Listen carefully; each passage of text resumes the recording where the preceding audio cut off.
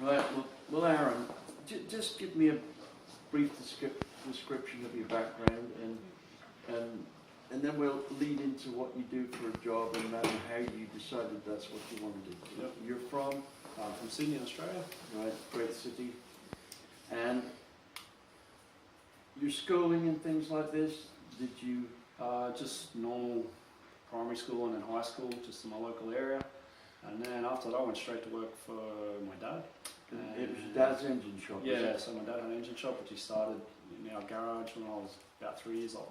So I grew up with it. Really? Okay. You left it that late in life to start then? No, I didn't start that late. I pretty much as soon as I hit high school, all my vacation time was spent in the shop.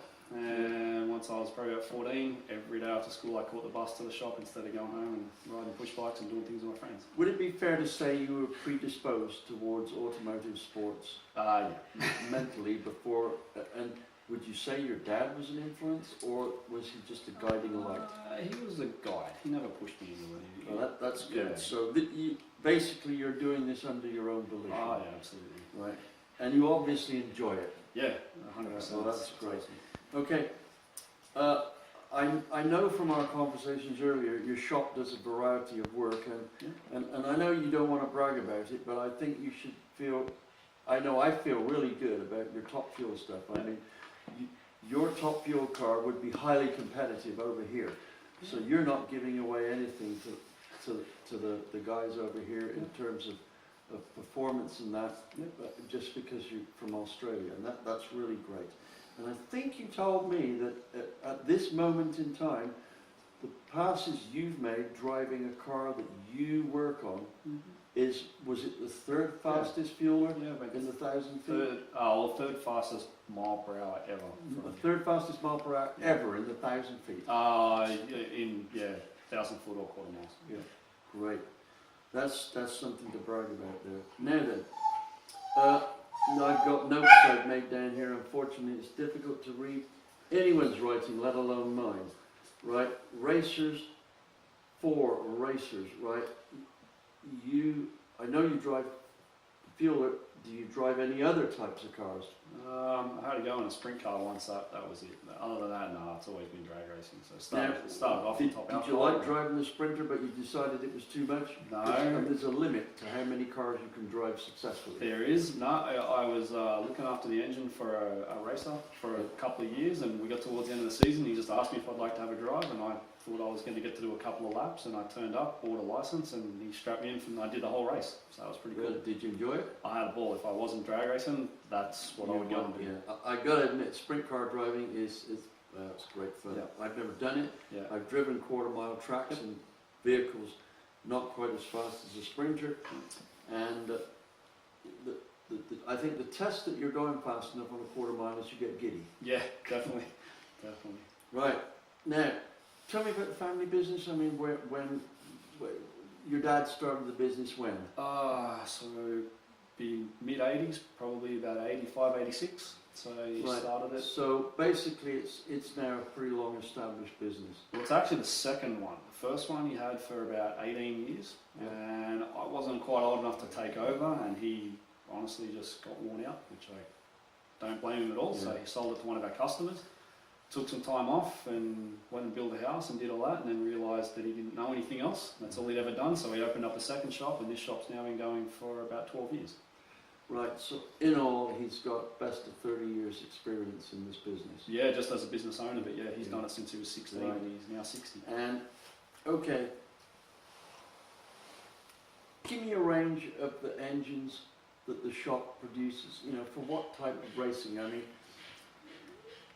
when I was out in Sydney, and especially Perth, I found that what we call here the hobby racing was very, very popular, especially the V6 Buick things. In Perth, it was like they were up to here in them. And good for bringing on new racers into the sport. But what's it like in Sydney? Very similar when it comes to speedway. So we do a whole bunch of machine work for one or two engine builders for sprint cars. So I don't build a whole lot of them, but we do a lot of machine work and repair work for those guys. The V6 wingless cars, I've only ever built one of them.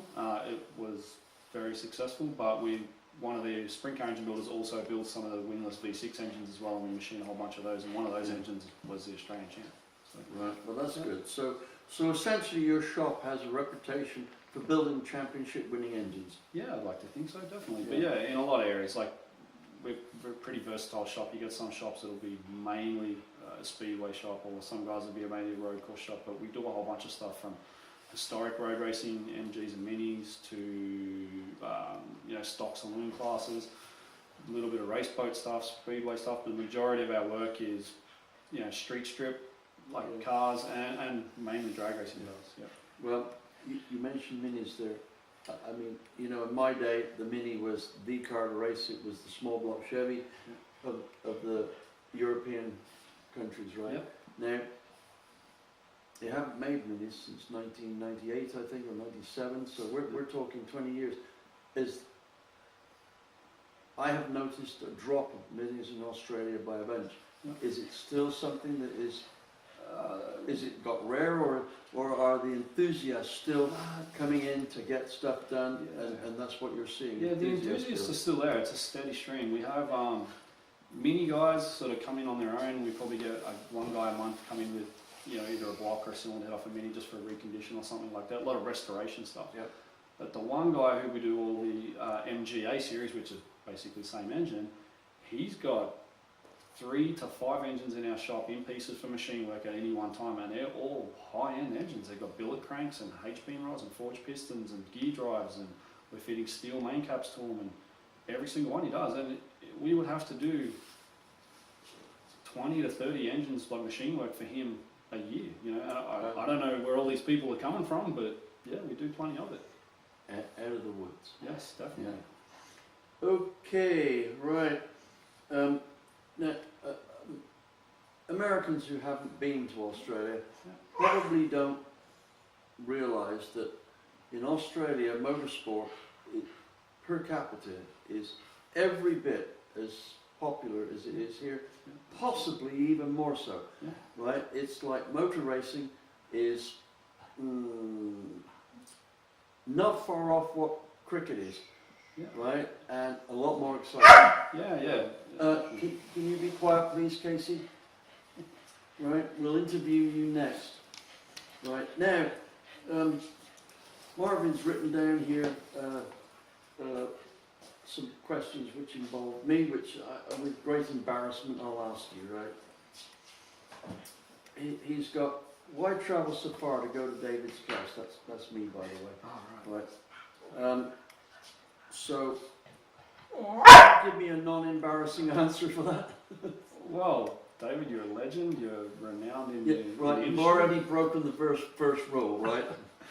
No, listen, your reputation, it's legendary in anybody who's interested in any form of motorsport, really. And like we only just spoke about earlier on, I read an article, I'm 34, and I reckon I read this article when I was 15 about push rods and some pretty exotic stuff for back then. And that was probably the first article of yours I ever read, and truth be told, I actually never read one of your books, and still haven't. I bought 2 of them this weekend, but I've read a lot of articles, you've printed a lot of magazines over the years, and just that, and I read a bit on Speed Talk, and listen, I'm always looking to learn more, and there aren't many opportunities for people in the motorsport industry to go and learn like this. Like, who else, or where else can you go for a weekend and get the information and knowledge? You have to know who to talk to, right?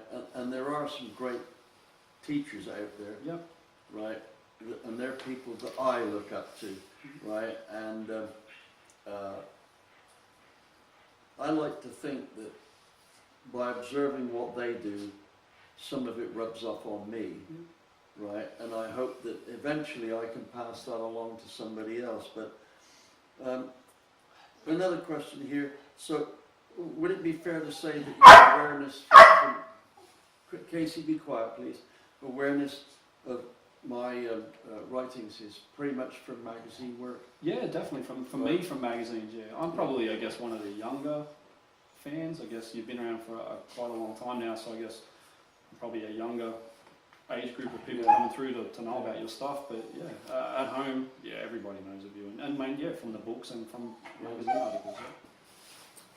Right, now, very important question, this, and usually when I do a seminar, my seminar manager has all the attendees fill out an information form, because for those of us putting on the show, it's very important that we make sure that those who attend it are getting A, what they expected, and B, up to scratch. Because it's not just a question of paying the money to attend this. Like in you've travelled virtually halfway around the world, right? So the seminar itself is not the expensive part. It's getting here and going home, right? Plus the time off work and things like this. Now, was the seminar what you expected?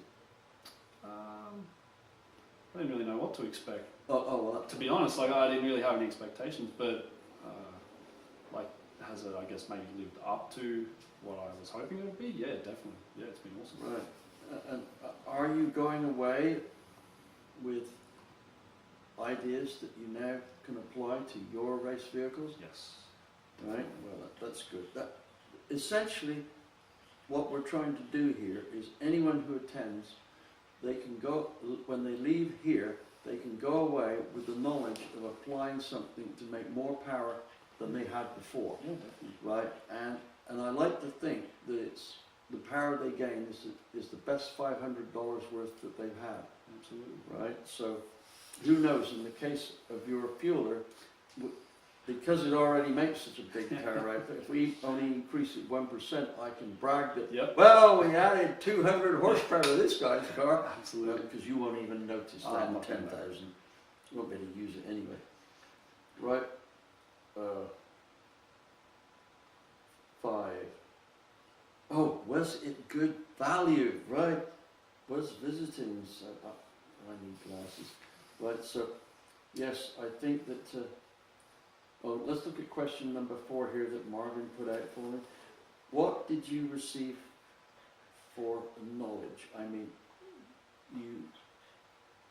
were you able to absorb what was given to you without having issues of it being not explained well? No, not at all. And the illustrations that we looked at all day, that made a lot of things really easy to understand. Yeah, the graphs and everything like that. Visualising a lot of things that you put up and the way you've drawn those graphs made most of pretty much everything that you were trying to explain made it really easy to understand. Good, good. And last question. Was it good value for what you paid? Yeah, absolutely. If I can pick up a little bit of horsepower in every engine, charge a little bit more.